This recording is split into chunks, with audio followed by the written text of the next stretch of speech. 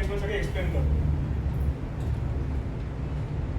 हे उद्यानाची माहिती फरक आहे, म्हणजे किती वाजेपर्यंत किती वाजता हे उद्यान ओपन करायचे ते.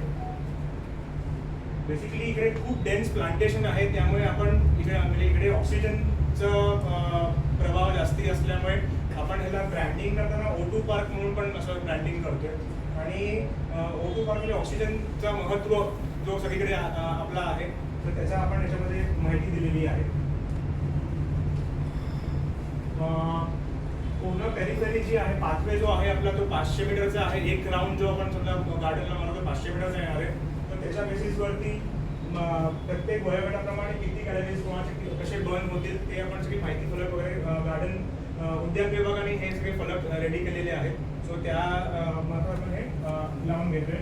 प्लस ट्री काउंटचं आपण कंपॅरिझन दिलं आहे की जगात ट्रीज किती आहेत आणि त्या हिशोबाने एशियामध्ये किती आहेत, स्पीशीज किती आहेत, आणि ते इंडिया